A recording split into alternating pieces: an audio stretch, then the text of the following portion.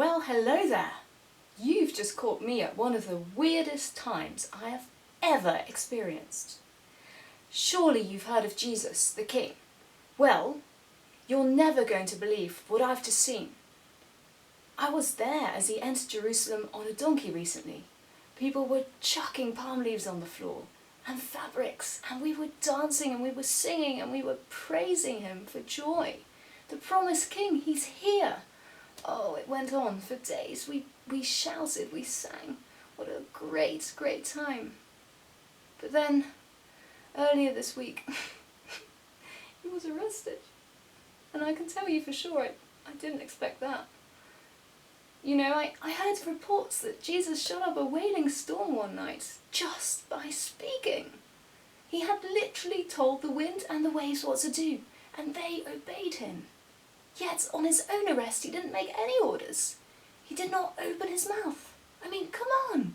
Surely, if you've got that kind of power, you'd use it to get away when you're arrested. And it gets worse still. He wasn't just arrested, but he also got sentenced to death. Jesus! Sentenced to death? What has he ever done wrong? It makes so little sense. I went along to the place where they put him on a cross. It was agonizing.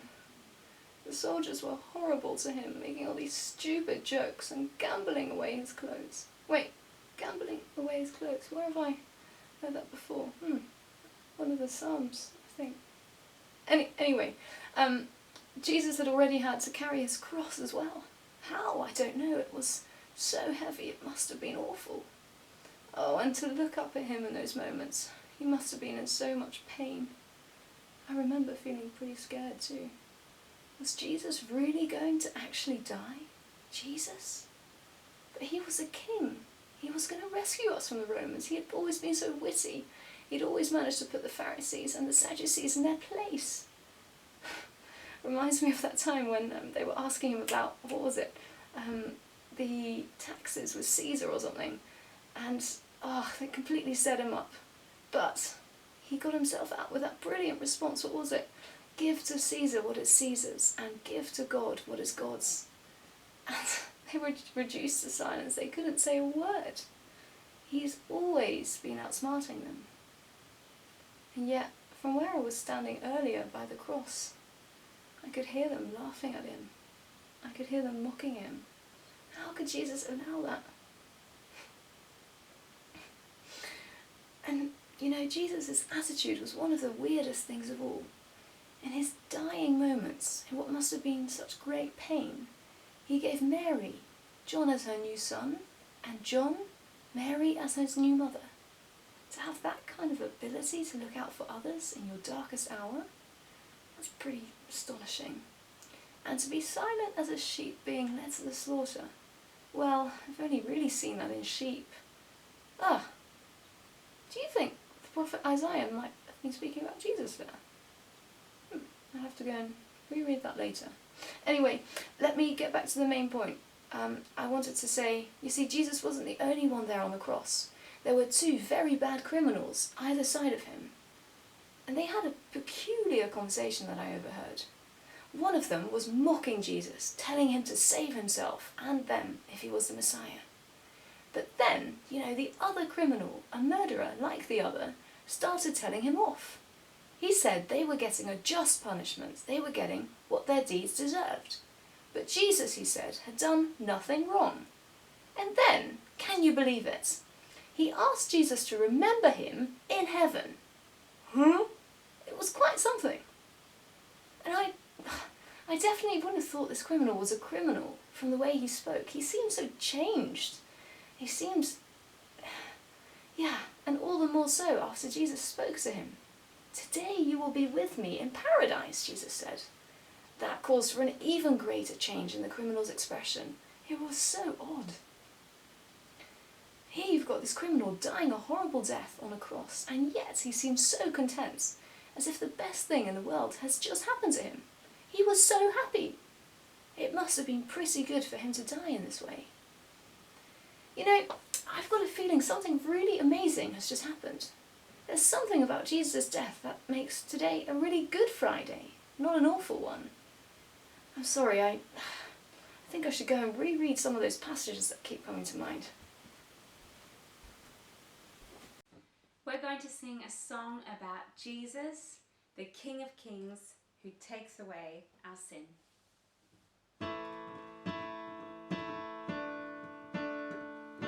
What sort of king goes up to a cross to suffer pain, to suffer loss?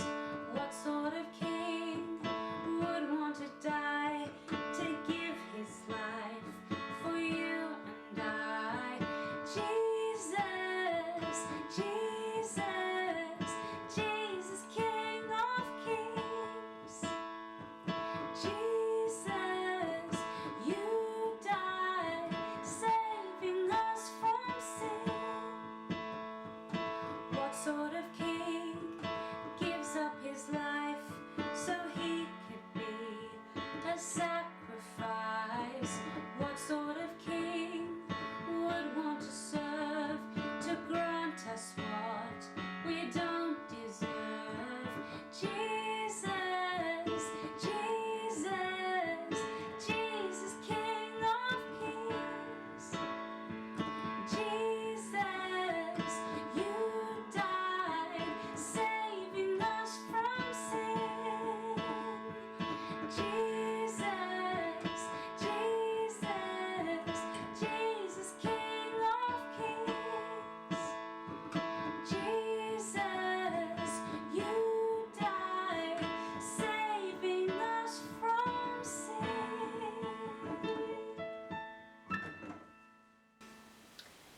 Our reading today is from Luke chapter 23, verses 32 to 43. 2 other men, both criminals, were also led out with him to be executed. When they came to the place called the Skull, they crucified him there, along with the criminals, one on his right, the other on his left. Jesus said, "Father, forgive them, for they do not know what they are doing." And they divided up his clothes by casting lots. The people stood watching, and the rulers even sneered at him. They said, "He saved others, let him save himself if he is God's Messiah, the chosen one." The soldiers also came up and mocked him.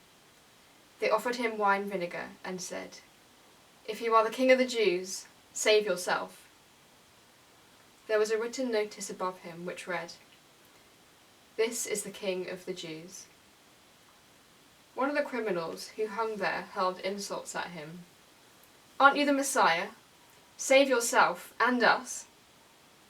But the other criminal rebuked him. "Don't you fear God," he said, "since you are under the same sentence? We are punished justly, for we are getting what our deeds deserve, but this man has done nothing wrong." Then he said, "Jesus, remember me when you come into your kingdom."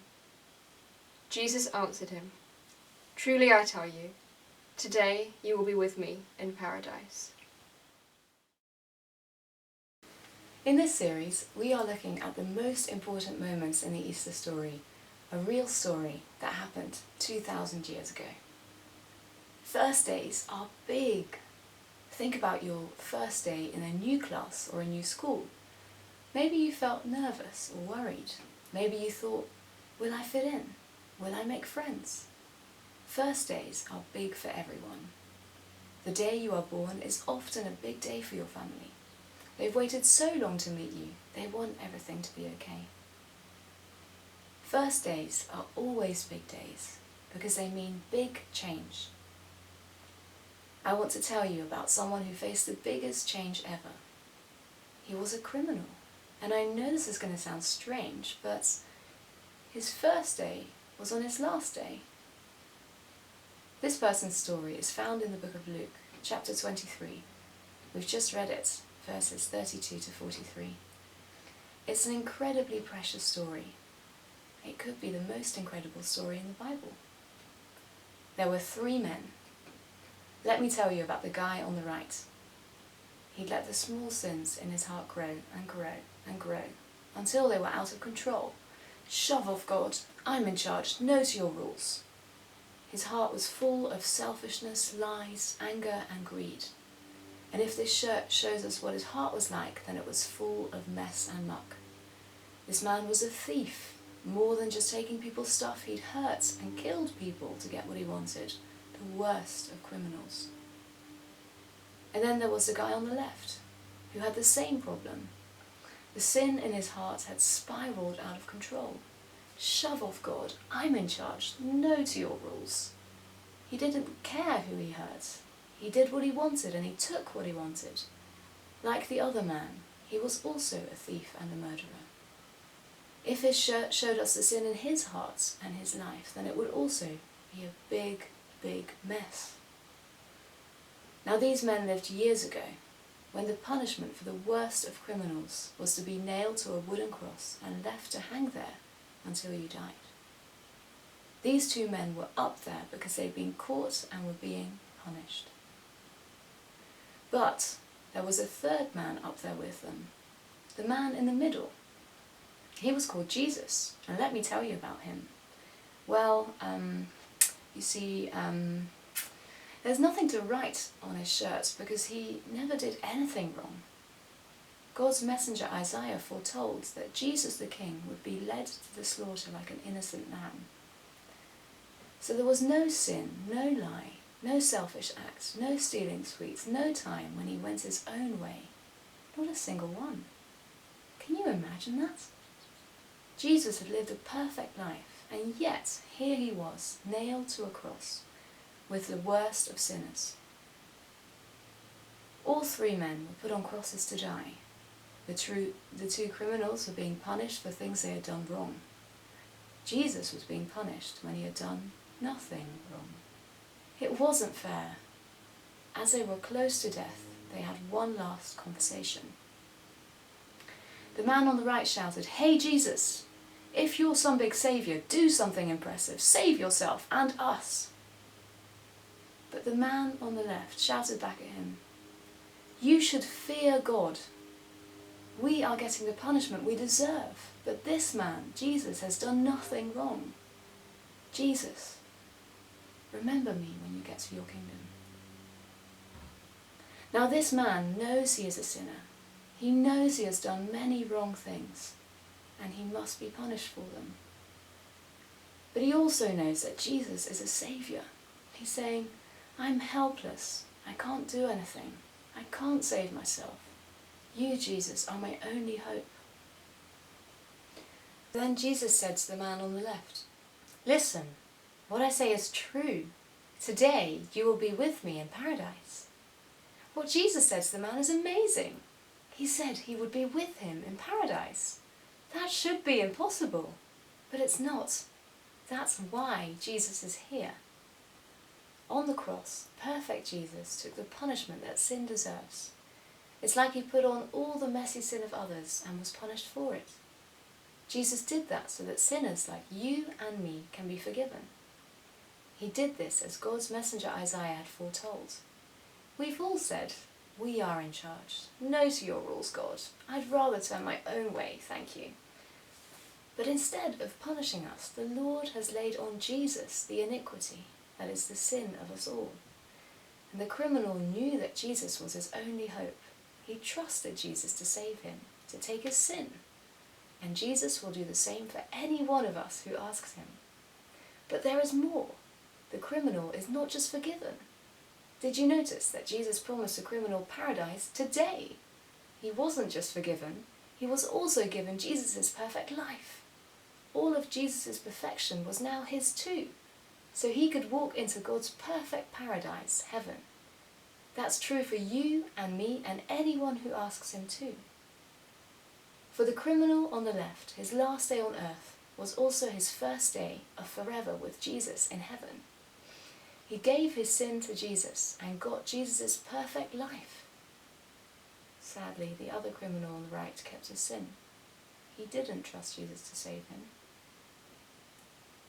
This story reminds me that I am someone who makes a mess of my life too. Like those thieves, I say, "Shove off, God. I'm in charge. No to your rules, thank you." If my shirt shows you what my heart is like, it's also full of mess and muck.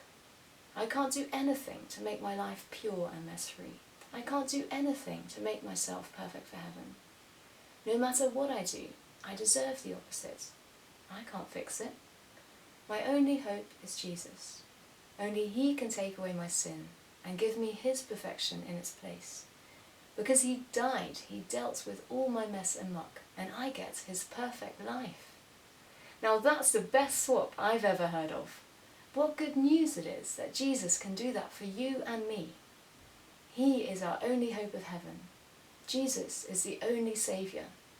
And that is the miracle and great news of Easter. I hope you've enjoyed looking into the passage a bit deeper.